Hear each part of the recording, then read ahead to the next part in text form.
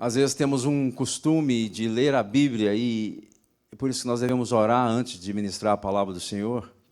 E temos a Bíblia, às vezes, como um livro histórico, e é verdade, a Bíblia tem muitas passagens que têm, sim, um cunho histórico, mas a Bíblia é um livro que nos revela os atributos de Deus, a Bíblia nos revela o caráter do Senhor, a vontade do Todo-Poderoso, e o que nós temos que fazer quando nós lemos a palavra de Deus é absorver isso que a Bíblia nos revela e dar resposta. Amém? Nós temos que dar resposta naquilo que nós ouvimos, daquilo que nós percebemos, daquilo que nós recebemos da parte do Senhor. E essa passagem das Escrituras, o Senhor, uma vez, tempo atrás, Ele falou comigo muito forte, há um tempo atrás, alguns dias, o Senhor me fez lembrar dessa palavra, e eu creio que tudo que está nas Escrituras, amado irmão, amada irmã, ele não está ali somente por um acaso, está ali porque é para nós, serve de exemplo, né? E foi colocado ali para que nós possamos ser advertidos daquilo que Deus está fazendo, daquilo que Deus quer fazer na nossa vida. Esse versículo que nós acabamos de ler fala sobre uma guerra que havia entre a casa de Saul e a casa de Davi. E o interessante que fala as Escrituras que a casa de Davi ia se fortalecendo, enquanto a casa de Saul ia enfraquecendo mais e mais.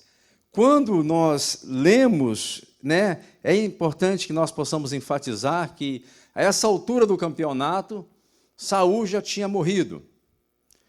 Então, as Escrituras não estão falando propriamente da pessoa de Saul, mas da sua descendência, da sua geração, daqueles que vieram depois dele, né?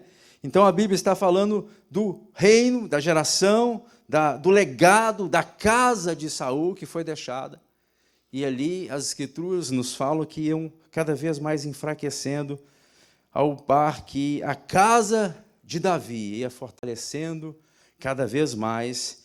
E é isso que nós queremos, né, estudar nessa noite, isso que nós queremos ver. Por que a casa de Davi ia fortalecendo mais e mais e a casa de Saul ia enfraquecendo?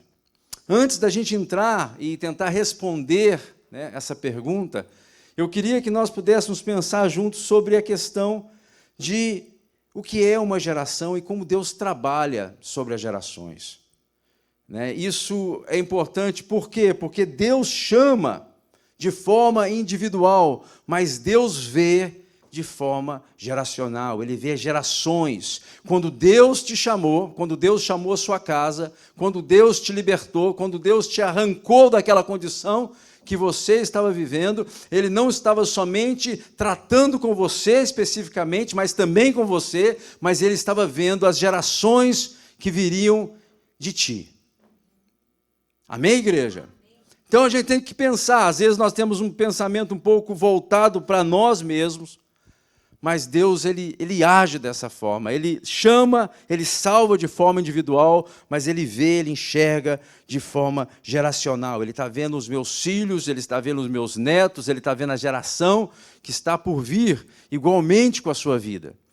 Então, temos muito que aprender aqui nessa noite, com esses dois homens. Por quê? Porque a casa de um foi completamente aniquilada, enquanto a casa de outro, né, de Davi, nós temos como uma casa de honra. Nós chamamos Jesus o filho de Davi. Esse era o clamor daquele homem que chamava Jesus, filho de Davi, tem compaixão de mim.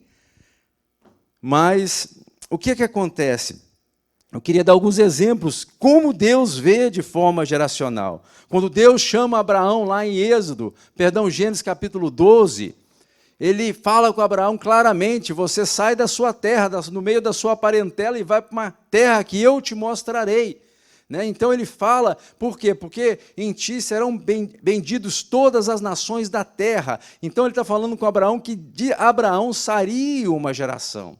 Passa um tempo, né? Deus vem, o povo descendente de Abraão vai para o Egito, e Deus ali vendo sofrer o labor daquele povo, Deus vai e chama Moisés. E como ele se apresenta a Moisés? Ele fala, eu sou o Deus de Abraão, de Isaque e de Jacó. Então nós vemos que Deus ele chama Moisés de forma individual, mas ele está falando de gerações, né? Quando você vê lá, quando o Senhor entrega os mandamentos a Moisés, o que ele faz? Ele fala assim, eu sou o Deus zeloso, Deus que visito a iniquidade dos pais nos filhos até a terceira e quarta geração daqueles que me aborrecem, né? Mas eu também faço misericórdia até 1000 gerações daqueles que me amam. Então Deus vê, ele chama de forma individual, mas ele vê, ele enxerga a coisa de forma, né, geracional. Agora, quando nós vamos para o Novo Testamento e nós lembramos daquela história de Paulo, que ele estava preso, né, no cárcere, tempo atrás a pastora Juliana ministrou e falou sobre esse assunto, né, que houve um terremoto, a terra tremeu, e ali o carcereiro estava a ponto de se matar, porque ele pensava que todos tinham fugido. E Paulo fala claramente, não te faça mal, porque todos estamos aqui. E ele se arrepende, ele se converte ao Senhor, né? E Paulo tem uma mensagem para ele. Você se lembra da mensagem?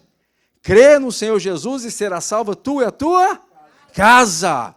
Então Deus ele chama de forma individual, mas ele vê casa, ele vê gerações, ele vê os filhos dos vossos filhos, ele vê o que está acontecendo hoje, mas porque ele é Deus, ele é no presente, ele é onisciente, ele sabe o que está acontecendo e ele sabe o que vai acontecer. E muitas vezes nós, sim, temos dificuldade de ver dessa forma. Nós nos preocupamos com o aqui e com o agora. E aquilo que vai passar, né, no futuro, a gente tem dificuldade. A gente às vezes fala, tenho dificuldade de lidar com hoje, como que eu vou pensar no amanhã? Mas quando se trata de Deus, Ele está não somente pensando no amanhã, mas Ele está te protegendo, Ele está te cuidando, Ele está te norteando, Ele está te cercando para que você tenha um relacionamento com Deus, a sua casa tenha um relacionamento com Deus, a sua família seja salva, a sua história seja transformada. Porque vale um homem ganhar o mundo inteiro e perder a sua alma. Porque vale um homem, né, ter uma experiência talvez com Deus, mas ver toda a sua casa perecendo, gente. Então nós precisamos de ter as nossas mentes, os nossos olhos abertos, porque Deus ele age dessa forma.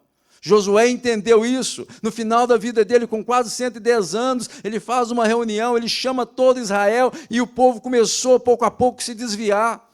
Mas ele fala assim, eu e a minha casa, ou seja, eu e a geração, a minha geração, nós serviremos ao Senhor. E eu queria que nós pudéssemos aprender nessa noite com essas duas casas. A palavra de Deus disse que houve guerra entre a casa de Saul e a casa de Davi. Mas a Bíblia também nos ensina e fala claramente que a casa de um prosperou, enquanto a casa do outro foi arruinada. E nós precisamos entender qual é o segredo. Nós precisamos entender qual é o mistério que fez com que a casa de um caísse e a casa de outro fosse erguida. E até hoje nós estudamos, nós falamos, nós, né, aprendemos com a casa de Davi, com esse homem de Deus. Agora, por quê? Por que a casa de um fortaleceu e a casa de outro se enfraqueceu? Talvez por causa do chamado. Será que foi por causa do chamado?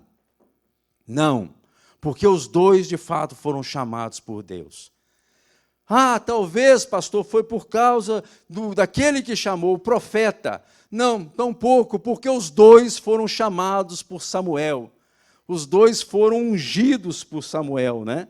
Aí, às vezes a gente vê falar, mas um era trabalhador. Interessante, pensando nisso, os dois estavam cuidando das coisas dos seus pais.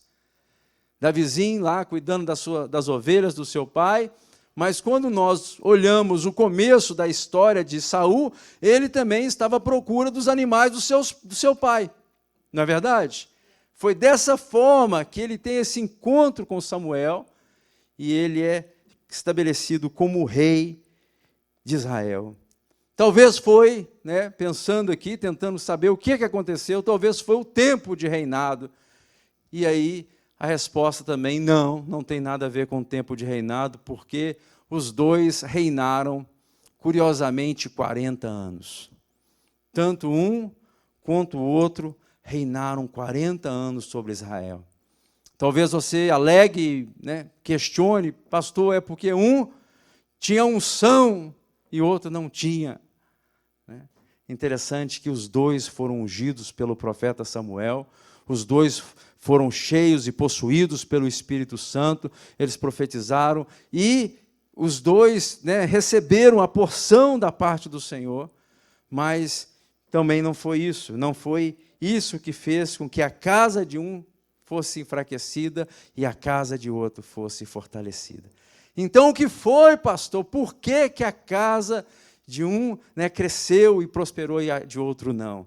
E eu queria trazer nessa noite alguns princípios que, com certeza, serviu para Davi e vai servir para mim e vai servir para você. Amém? Fala com o seu irmão, olha para ele e fala assim, preste atenção o que Deus vai falar com você nessa noite. Amém, igreja? Quem quer aprender com o Senhor? O Senhor tem muito para nos ensinar. O Senhor tem muito para nos ensinar. O que nós precisamos é de um coração pronto, propício, aberto para aprender com o Senhor. Porque não é da vontade do Senhor que a tua casa pereça. Não é da vontade do Senhor que a sua geração não conheça Deus. Não é da vontade do Senhor que você veja os seus filhos saindo da presença do Senhor. Mas é da vontade do Senhor que todos sejam salvos e que recebam o pleno conhecimento da verdade. Que você possa ver e sentar na mesa, você possa ver os filhos dos seus filhos andando com Deus. Porque nada mais tem valor se isso não acontecer na nossa vida. Se nós crescemos, se nós envelhecemos, se nós ganharmos o mundo inteiro, as riquezas que o mundo possa nos dar, e se a gente vê a nossa casa perecer, se a gente vê as nossas gerações indo contrário à vontade do Senhor, esse é o dia da nossa calamidade. Então preste atenção que o Senhor vai falar conosco nessa noite, porque foram princípios que levantaram o rei, e foram princípios que, porque não foram seguidos, derrubaram o rei. Então nós estamos tratando de coisas nobres, nós estamos tratando de coisas profundas nessa noite, que podem sim levantar ou aniquilar vidas. Primeiro princípio que nós aprendemos, e eu queria que nós pudéssemos ler uma passagem das Escrituras que está lá em 1 de Samuel, capítulo 13. Nós vamos ler a partir do versículo 8. Porque a casa de um enfraquecia e a casa de outro se fortalecia. Vamos ler a passagem das Escrituras. A palavra do Senhor diz assim: esperou Saul 7 dias, segundo o prazo determinado por Samuel. Não vindo, porém, Samuel a Gilgal, o povo se foi espalhando dali. Então disse Saul: trazei-me aqui o holocausto e ofertas pacíficas, e ofereceu o holocausto. Mal acabara ele de oferecer o holocausto, eis que chega Samuel. Saul lhe saiu ao encontro para o saudar. Samuel perguntou: que fizeste? Respondeu Saul: vendo que o povo se ia espalhando daqui, que tu não vinhas nos dias aprazados, e que os filisteus se tinham ajuntado em Micmas, eu disse comigo: agora descerão os filisteus contra mim em Gilgal, e ainda não obtive a benevolência do Senhor, e forçado pelas circunstâncias, oferecia holocaustos. Então disse Samuel a Saul: procedeste neciamente e não guardar o mandamento que o Senhor teu Deus te ordenou, pois teria agora o Senhor confirmado o teu reino sobre Israel para quando, igreja? Era para nós sermos chamados o Senhor Jesus, filho de Saul. 14. Já agora não subsistirá o teu reino, o Senhor buscou para si um homem que lhe agrade, e já lhe ordenou que seja príncipe sobre o seu povo. Portanto, não guardaste o que o Senhor te ordenou. Preste atenção. Então se levantou Samuel e saiu de Gilgal e Gebiá e de Benjamim. Logo Saul contou o povo que se achava com ele, a cerca de 600 homens. Até aí. Mas então o primeiro princípio que nós vamos falar nessa noite é sobre o princípio de autoridade. Houve uma palavra do homem de Deus a Saul, mas Saul ele não deu ouvidos, não atentou àquilo que foi falado. E ele fez, movido ali pela circunstância, o que estava acontecendo? Era o segundo ano do reinado de Saul. Ele vai, ele entra nessa guerra e as coisas não estavam boas, porque o povo de Israel começa a se dispersar. Alguns entraram nas covas, nas cisternas, nas covas, e ele vendo aquela situação, e o profeta tinha falado com ele para ele esperar que o profeta iria para que eles pudessem oferecer o holocausto, e ele foi, movido por essa circunstância, ele oferece o holocausto, e aí, acabando de fazer isso, vem Samuel, e fala com ele: o que é que você fez? Então, o primeiro princípio que nós temos que entender nessa noite é sobre entender sobre autoridade. Deus estabelece autoridade em tudo que nós fazemos, em todos os lugares que nós habitamos. Deus governa o universo, governa o mundo através de autoridade. Enquanto nós não entendemos isso, a gente peca contra Deus, nós fazemos o que é mal diante do Senhor, porque nós ultrapassamos um princípio eterno. O mandamento do Senhor, ele fala que nós devemos honrar pai e mãe. Por quê? Porque são autoridades na nossa vida. E hoje nós vivemos no meio da geração que, de fato, não entende esse princípio. E nós... Preste atenção nisso, nós não podemos e nós não vamos prosperar, nossa casa não vai prosperar se nós não entendemos esse princípio básico. Davi entendia isso muito bem, porém Saul não entendia isso e fazia o que era mal diante do Senhor. Davi tinha um cuidado tão grande com a questão de autoridade, gente, que um dia Davi estava sendo perseguido por Saul, e Davi estava no fundo de uma caverna. Ele tinha fugido, ele estava na região ali do Mar Morto, tem um lugar que chama El Ged. Eu tive o prazer de conhecer uma cadeia de cavernas, e um lugar bem fundo assim. E o que acontece? Em uma dessas cavernas, aí estava Davi com seus homens dentro da caverna. E aí a Bíblia diz que Saul vai nesse lugar para aliviar o ventre. É uma forma educada de falar que ele foi fazer no number 2. E quando ele chega nesse lugar, Davi estava na parte mais interna da caverna. E os homens de Davi falam com ele: o Senhor te deu o seu inimigo na sua mão.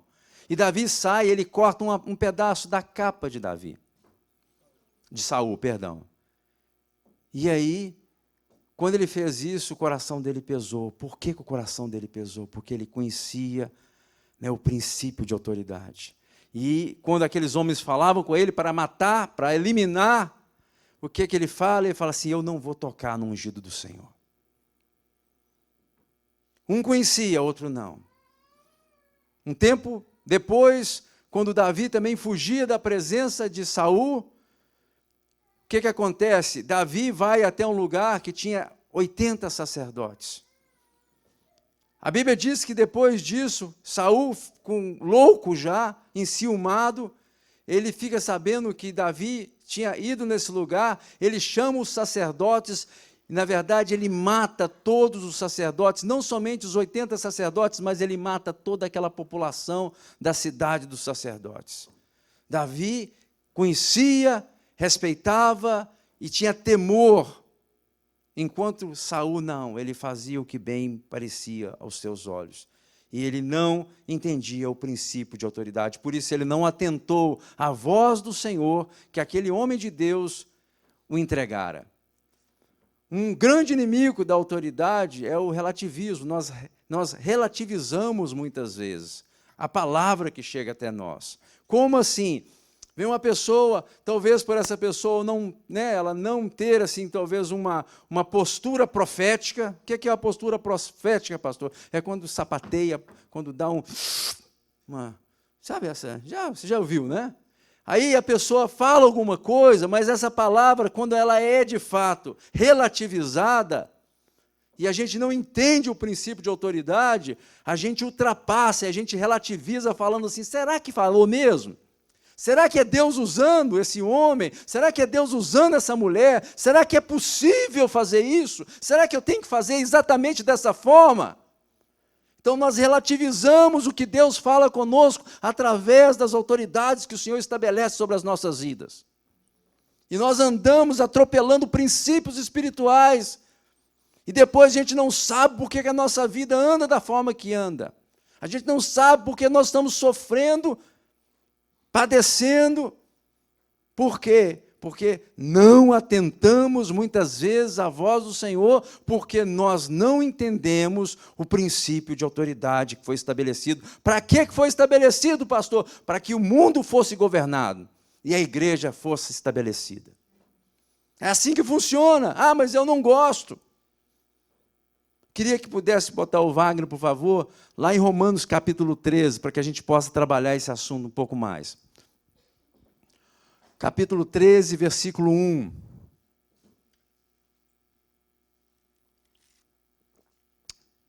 Olha o que a palavra do Senhor diz. Todo homem, alguns homens, igreja, todo homem seja sujeito às autoridades superiores, porque não há autoridade que não proceda da onde, gente? De quem?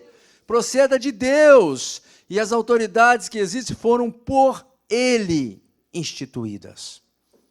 Em outras palavras, é o Senhor que estabelece. Ah, mas dele eu não gosto.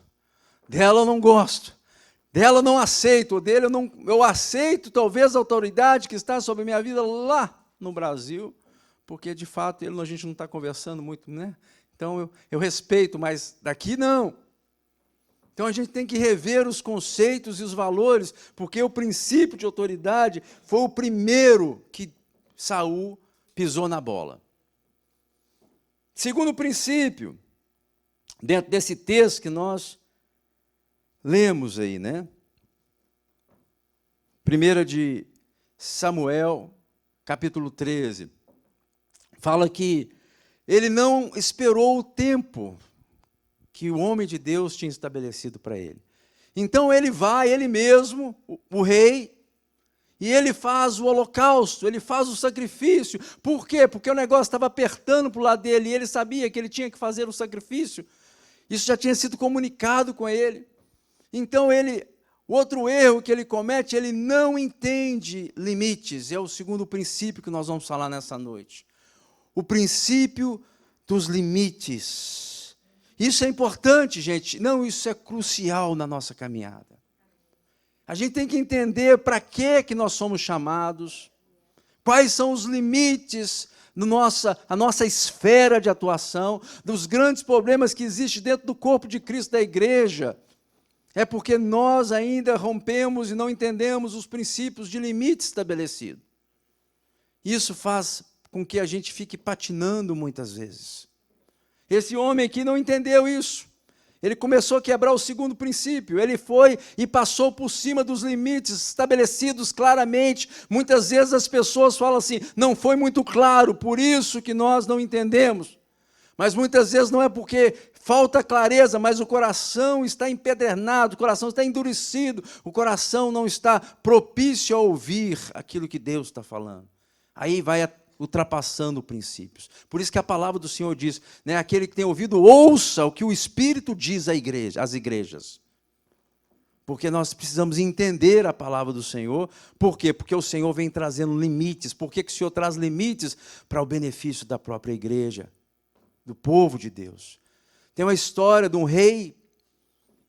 O rei, ele tinha 16 anos. Uzias, ele começa a reinar Israel e ele começa a prosperar poderosamente. Ele é usado por Deus e ele reina Israel por 52 anos. Até que um dia, ele, não entendendo princípios, né, ele subiu a cabeça aquilo que estava acontecendo com ele, e ele vai e ele oferece sacrifício, mais ou menos o que fez aqui Saul. A Bíblia diz que o sacerdote, ele vem com 80 sacerdotes e resiste o rei, mas o rei fica irado. E na hora que o rei fica irado, a Bíblia diz que sai uma lepra na testa dele.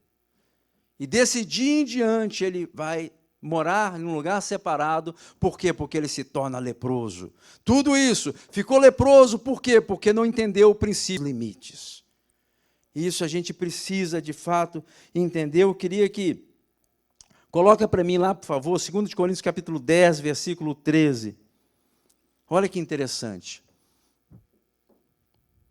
2 Coríntios 10, 13, diz assim, nós, porém, nós não nos gloriamos sem medida, mas respeitamos o que, igreja? O limite da esfera de ação de Deus nos o quê? Demarcou. E que se estende até vós, ou seja, Deus demarca limites de ação das nossas esferas, ou seja, Deus te chamou para coisas específicas. Quando nós não entendemos o chamado de Deus, o propósito de Deus na nossa vida, onde Ele nos coloca para agir, nós temos uma tendência muito grande de querer fazer aquilo que nós não fomos chamados para fazer. E aí nos tornamos críticos muitas vezes. E a gente começa a entrar num campo perigoso e nós não entendemos os limites, né, que foram estabelecidos pelo Senhor. Terceiro limite, né, que eu creio, terceiro princípio que eu creio que fez com que a casa de Saul perecesse e a casa de Davi prosperasse, foi o princípio do temor. Como um tinha temor de Deus e o outro não tinha temor de Deus. Claramente a gente vê, são muitos textos, nós não vamos abrir porque ficaríamos aqui muito tempo. Mas a caminhada de Davi é marcada pelo temor do Senhor. Não é que ele era perfeito, nós sabemos que ele pecou e fez coisas terríveis. Ele também errou. Mas quando nós vemos o confronto de um e o confronto de outro, quando nós vemos o que eu acabei de ler, o texto lá de 1 de Samuel, nós vemos que ele confronta Samuel. E quando Davi é confrontado pelo profeta Natã, depois que ele peca com Betseba, né? Quem não conhece a história, é uma história interessante, mas triste, porque muitos pereceram por causa do erro de Davi. Mas uma coisa é clara e fica bem nítida, quando Davi ele passou ali um tempo perdendo a comunhão com o Senhor. Na verdade, ele ficou mal, porque ele tinha pecado contra o Senhor, ele começa a pecar para tampar o pecado, pecado sobre pecado, até o ponto que Deus envia o profeta Natã para confrontar aquele homem. E o profeta Natã conta uma história muito interessante. Davi não sabia que ele estava falando com ele, né? Davi era o rei e recebe o profeta, e o profeta fala, aconteceu algo, Davi. O que aconteceu?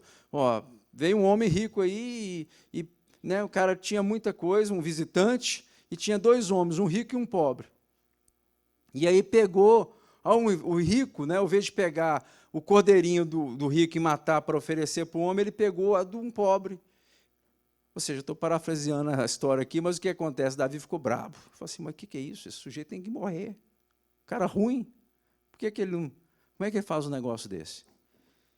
E o profeta vem e confronta, olha no olho, eu tenho certeza que ele olhou para Davi, no olho de Davi, e falou assim, tu é um homem. O que Davi faz? Pequei contra Deus. Então, ele tinha temor do Senhor. A palavra do Senhor diz que o temor do Senhor é o princípio do saber. Nós precisamos temer a Deus, nós precisamos entender isso, porque se nós não tememos a Deus, e nós vivemos numa geração que não tem temido a Deus, tem feito coisas absurdas, tem andado por um caminho mau, pensando que Deus, Ele aceita tudo, Deus vê tudo, mas Deus não aceita tudo. E muitas coisas estão acontecendo na vida das pessoas, muitas coisas estão acontecendo na sociedade que nós estamos inserida. Não quer dizer que Deus está aceitando, mas Deus, Ele usa de misericórdia para quê? Para que haja arrependimento e as pessoas possam voltar atrás nas abominações, muitas vezes, que andam cometendo contra Deus.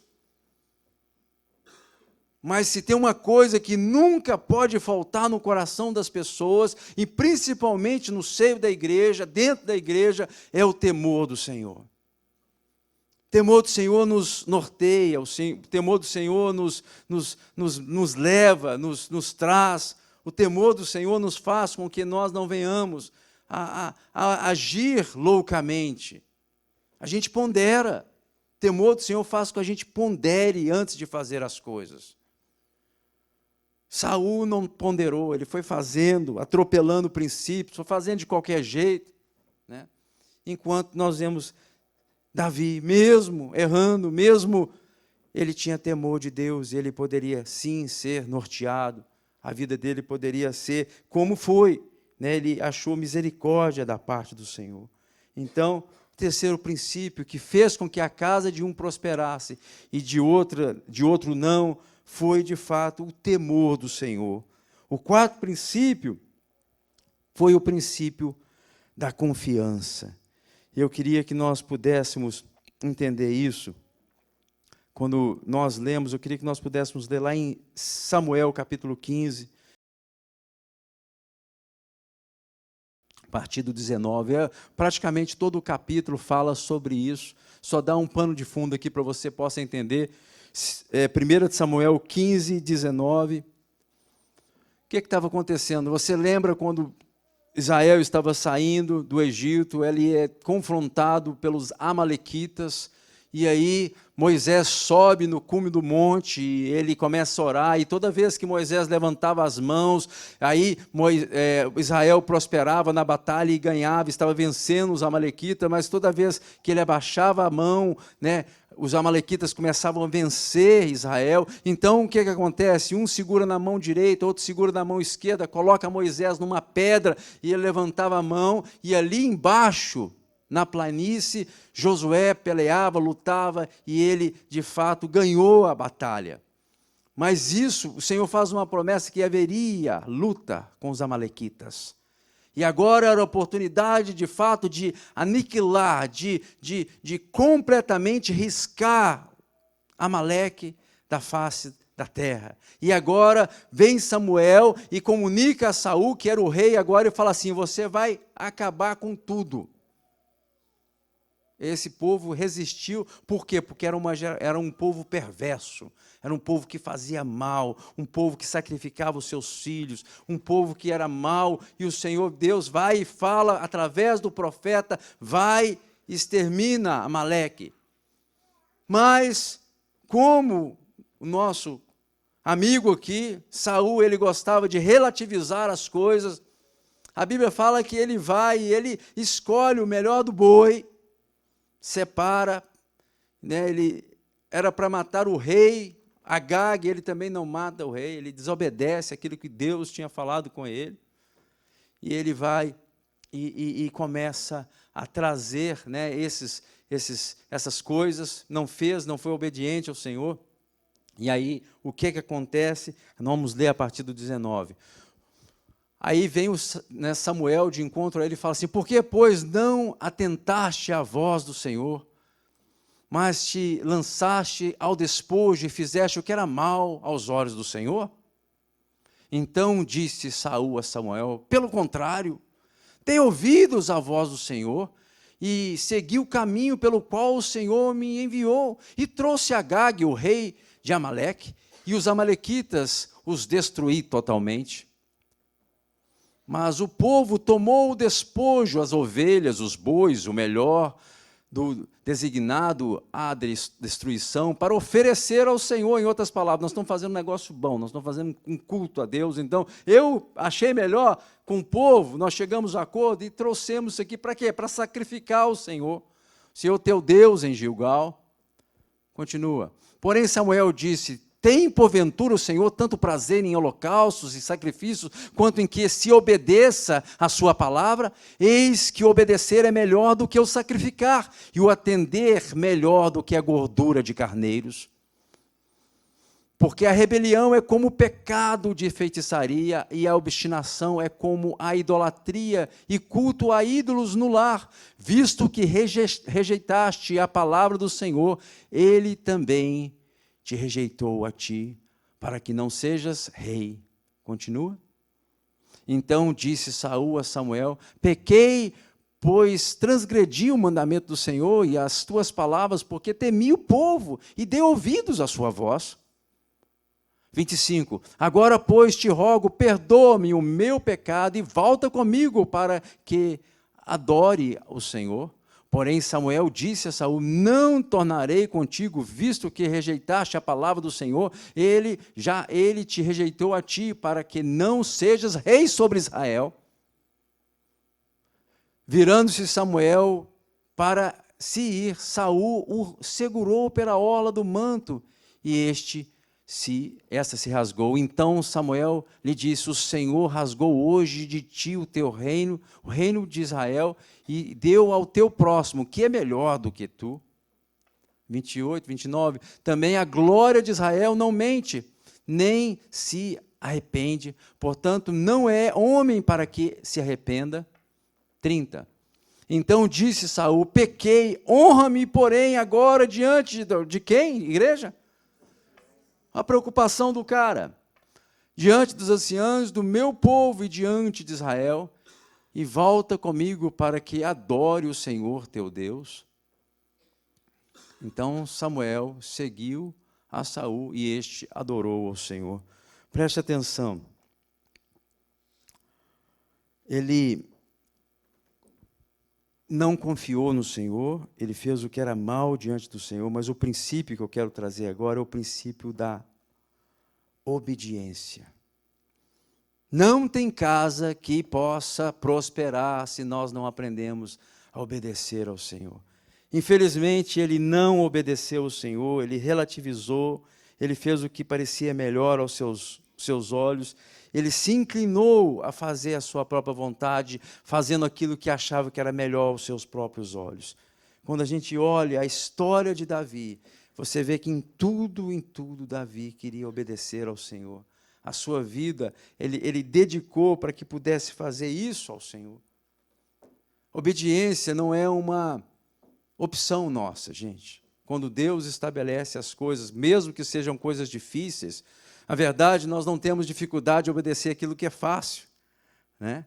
Mas nós temos uma grande dificuldade quando Deus requer algo de nós que vai nos custar alguma coisa, que muitas vezes vai contra os nossos princípios, a nossa vontade. Os princípios de Deus batem de frente com as nossas vontades, os nossos quereres.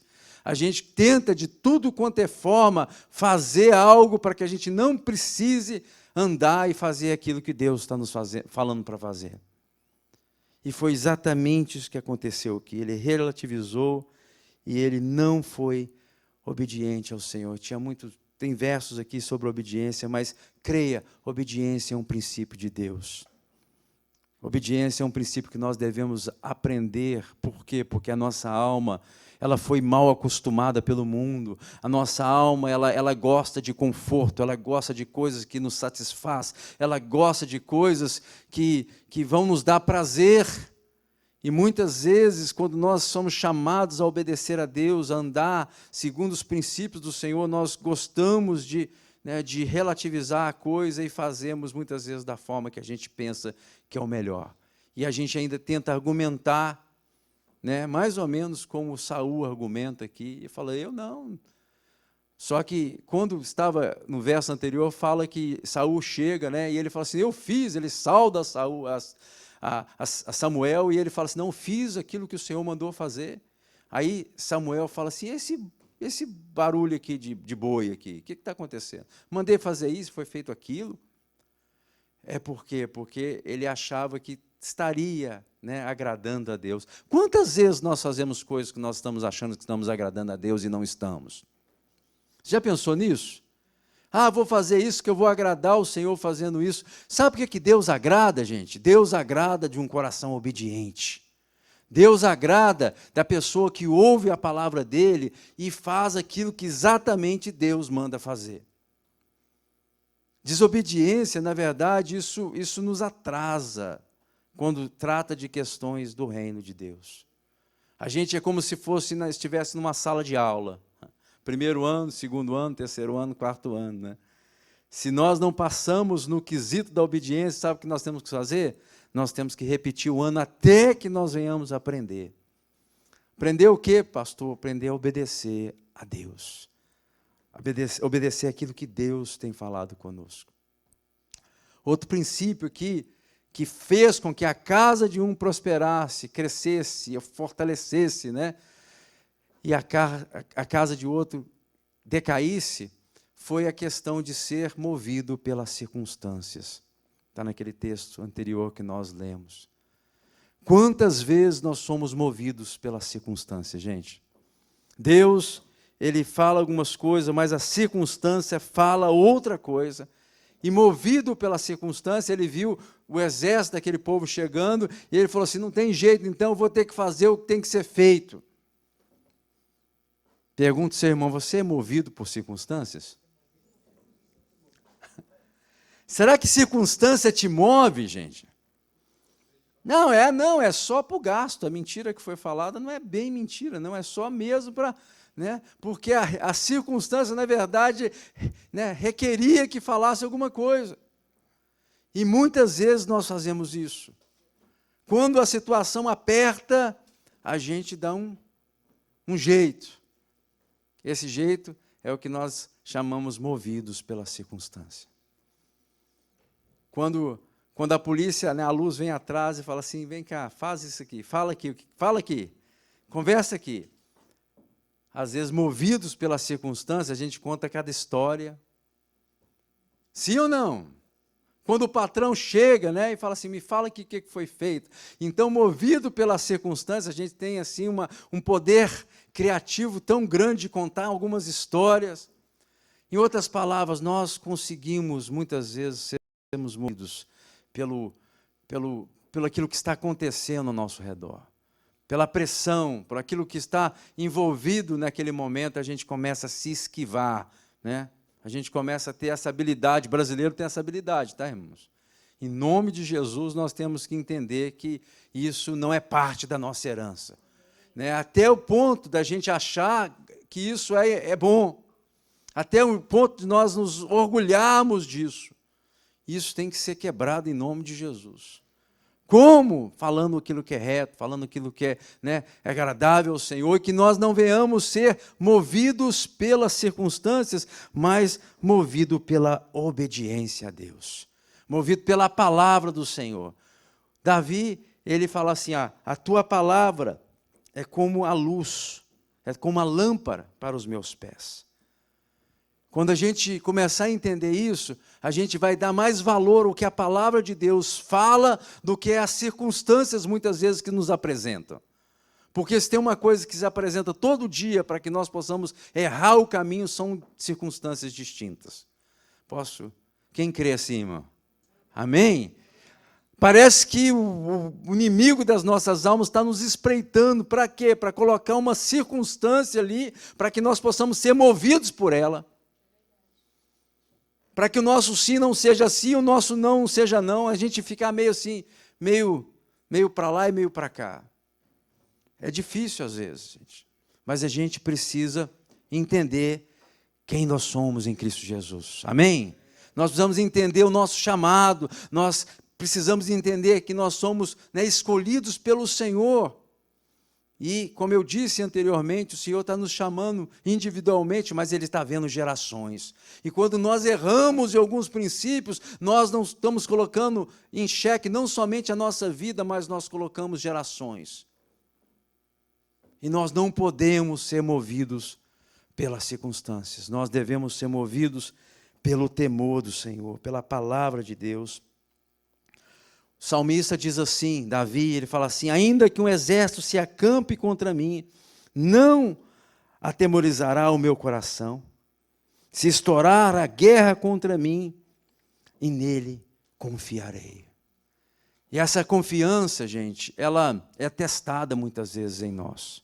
A Bíblia fala que sem fé é impossível agradar a Deus. E a gente precisa, de fato, de botar a nossa confiança no Senhor. Saul, ele não confiou no Senhor, ele confiou nas circunstâncias, ele confiou no jeitinho, ele confiou na sua destreza para resolver os assuntos ali pendentes. Mas ele não teve coragem de esperar o tempo de Deus, a forma de Deus, o jeito de Deus. E muitas vezes nós somos testados nisso. Para que somos testados? Para que nós possamos conhecer o nosso próprio coração. Deus já nos conhece, mas nós não nos conhecemos a nós mesmos. Mais ou menos o que aconteceu com Pedro. No dia que o Senhor ia ser entregue, na noite que o Senhor ia ser entregue, Pedro tinha a convicção clara, ele não estava mentindo, ele estava enganado, ele achava que ele conseguiria superar aquele momento, que ele conseguiria, que ele estava pronto. E o Senhor teve que explicar para ele: não, Pedro, não é assim igual que você está pensando. Em 24 horas aí você vai saber de fato quem é você. Porque as circunstâncias, ela tem essa habilidade, muitas vezes, de nos mostrar coisas que nós não estamos conseguindo ver claramente. E aí somos movidos para lá, somos movidos para cá. E nós deveríamos ser movidos pela palavra de Deus, pela confiança no Evangelho, pela confiança daquilo que Deus tem feito na nossa vida, pelo chamado que o Senhor Deus tem sobre nós, isso que deveria ser a nossa âncora. Isso que deveria ser o nosso posicionamento, e não as circunstâncias, não o momento, não a dificuldade. Vocês estão quietos, hein? Amém? Somos testados todos os dias, e às vezes somos espremidos. Sabia disso, gente? Os pastores também. Pensa que é só vocês, não, nós também. Estava pensando, se tem uma coisa que nos testa, gente, uma coisa parece simples, mas não é não. Quando, às vezes, os irmãos batem na porta, ou chamam, ou passam um text message, pedindo uma carta de referência, uma carta de apresentação. Aí a gente olha para aquele sujeito que ele dá tanto trabalho, aí o pastor, às vezes, movido pela circunstância, fala assim: como que eu vou fazer? O irmão precisa. Aí o pastor e a secretária tem que ir lá achar uma palavra para poder descrever o irmãozinho. Porque o testemunho do irmãozinho é feio, é horrível. Aí a gente fala assim: é um homem trabalhador, é um homem, ele perseverante. A gente vai achando assim uns adjetivos para tentar ajudar na carta, irmão. É verdade, porque a gente não vai mentir, mas que dá um trabalho, um exercício intelectual para tentar escrever a abençoada da carta. Porque a gente não pode ser movido pelas circunstâncias. Quem está entendendo o que eu quero dizer? Outro princípio aqui que eu chamo o princípio do coração. O princípio do coração é o que é o primeiro na sua vida. Para o que era primeiro, o que era primícia, o que era mais importante, o que ele matava e morria, era o reino dele. Ele fazia o que tinha que ser feito, ele corria atrás de Davi, ele subia, ele descia. Mais de uma vez, ele tentou matar o seu próprio filho por causa do ciúme. Então ele fazia o possível e o impossível para defender o seu reino. Quando você vê Davi, você vê que era um homem desprendido.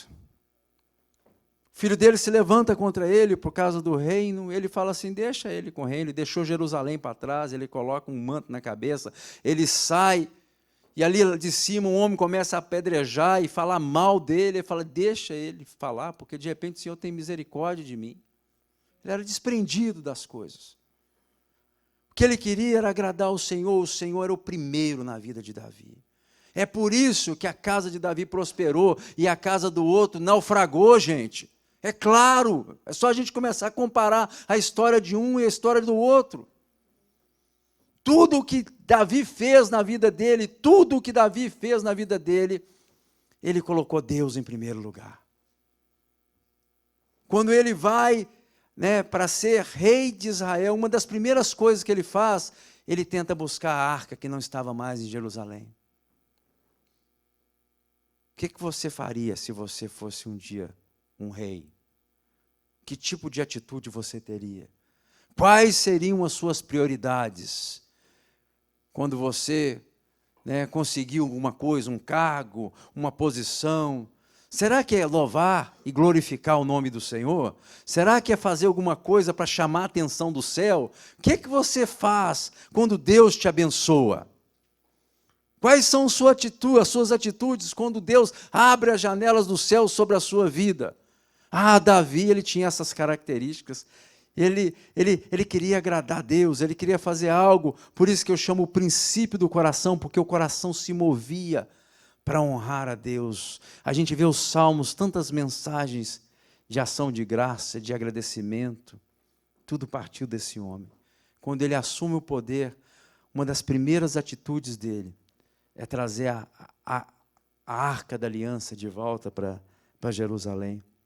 A gente vê como o coração dele se movia claramente, E ele, em contraste com outro rei, o que ele estava preocupado era defender o seu trono. O que ele estava preocupado era o que os anciões iam pensar de mim. Ele nem estava nem aí se de fato Deus, o que Deus estava querendo, o que Deus estava pensando, mas ele estava preocupado com o que o povo está pensando. Sabe que isso é o que tem acontecido muitas vezes dentro da igreja? Nós estamos muito mais preocupados com o que os homens estão pensando do que o que Deus está pensando a respeito de nós. Muito mais. A gente se veste, quando vem na igreja, se veste para mostrar para o povo, não é mostrar para Deus. A nossa vestimenta é para agradar os outros, não é para agradar a Deus, gente. Mas que é isso, pastor? Será que isso é real? É. As nossas vestimentas podem agradar ou não ao Senhor. As nossas palavras, muitas vezes, nós agradamos homens, mas nós não agradamos a Deus. No nosso comportamento, na nossa forma de cultuar, na nossa forma de entrar, nossa forma de sair, a preocupação, o nível de preocupação com as pessoas, principalmente nesse contexto de mídia, de redes sociais, a preocupação consigo mesmo tem aumentado de uma forma muito grande. Porém, essa pergunta que é tão simples, mas tão importante na nossa caminhada, não somente na nossa, mas da geração que está por vir. Será que Deus está se agradando de nós? Será que Deus ele se agrada dessa atitude, dessa forma, desse comportamento, desses pensamentos? A gente vê claramente que a atitude de um era para si mesmo, enquanto a atitude de outro é para louvar o Senhor. Uma vez ele estava com sede, tomar água. Davi estava com sede, ele falou assim, quem me dera tomasse lá das fontes lá de Jerusalém. E dois lá do povo dele, lá, os que estavam com ele, ouviram o que Davi falara. E eles atravessam o acampamento dos inimigos, vai lá e pega a água, e corre risco de vida, e traz a água e apresenta a Davi. Sabe o que Davi faz? Porque o negócio dele, o coração dele se movia para agradar a Deus, ele pega a água que foi oferecida a ele e derrama. E oferece ao Senhor. É tremendo isso, O coração de um e o coração do outro. Por que Muitas vezes eu estava pensando nisso, né? As pessoas fazem isso de uma forma sem nem entender o que estão fazendo, né? Quem nasceu aqui na cidade do interior sabe o que eu estou falando, talvez na capital não tenha esse tipo de coisa, mas o pessoal em bar de interior, eles, quando vai pegar a cachaça para jogar, eles jogam metade da cachaça fora. É para o santo. Eu falei, esse cara, que santo bebum esse que fica bebendo? Cara, santo vai... Quando eu fui ler na Bíblia, eu falo assim, é ali que eles fazem isso. Eles vão fazendo as coisas sem entender por que fazem. A Bíblia diz que o Senhor, né, que Davi ofereceu ao Senhor a sua água. Ele falou assim, eu não sou digno de beber dessa água. Esses homens, eles arriscaram a vida deles por mim. Porque o coração dele se movia para agradar ao Senhor. Tudo que ele fazia, até chegar ao ponto final da sua vida. Enquanto um vai e rompe o princípio que ele mesmo tinha estabelecido, que não era para consultar as pitonisas, ele vai e consulta, movido outra vez pelas circunstâncias da sua vida, a gente vê Davi estabelecendo o seu sucessor. E quando ele chama o seu sucessor, ele vem e começa a dar diretrizes, direcionamentos, para que ele pudesse construir o templo do Senhor. E tudo o que ele fez, as economias de Davi foram separadas para Deus. Ele vai e entrega como oferta ao Senhor. E a Bíblia traz ali o peso daquilo que ele oferece ao Senhor. Então a gente vê que uma vida foi completamente dentro da sua vida. Às vezes nós temos dificuldade de entender isso e de perceber isso. Mas as nossas vidas, as nossas atitudes, as nossas respostas, os nossos procedimentos, eles não passam despercebidos diante de Deus. Nós somos criados para a honra e louvor do nome do Senhor. Nós somos criados para que nós possamos ser um culto vivo, agradável ao Senhor. As nossas atitudes, elas manifestam esse culto a Deus. Muitas vezes não são as palavras que são ministradas aqui nos nossos lábios, mas é as palavras que brotam dos nossos corações. Deus está colhendo esse louvor. Deus está colhendo essa atitude. Deus está colhendo. Ele vem. Onde dois ou mais se reúnem no nome do Senhor, Ele se faz presente. E a gente precisa entender isso. Se tem uma coisa que Deus quer de nós, é que a nossa casa seja edificada. Nós vamos ouvir um cântico. E eu quero que você entenda que as trevas, elas estão te espreitando. Por quê? Por que elas fazem isso? Por que o mundo espiritual se levanta para te destruir? Porque ele não quer somente destruir, ele quer destruir a sua casa. Ele quer destruir a sua família. Ele quer destruir os seus filhos, que são tão preciosos e queridos. Mas nós, como igreja, nós temos que entender isso. E nós temos que tomar um posicionamento. E nós devemos, de fato, entender o que Deus está fazendo no nosso meio. A vida do homem de Deus, de uma mulher de Deus, ela não pode ser pautada pelas circunstâncias do momento, mas em obediência à palavra de Deus. Queria convidar você a ficar de pé.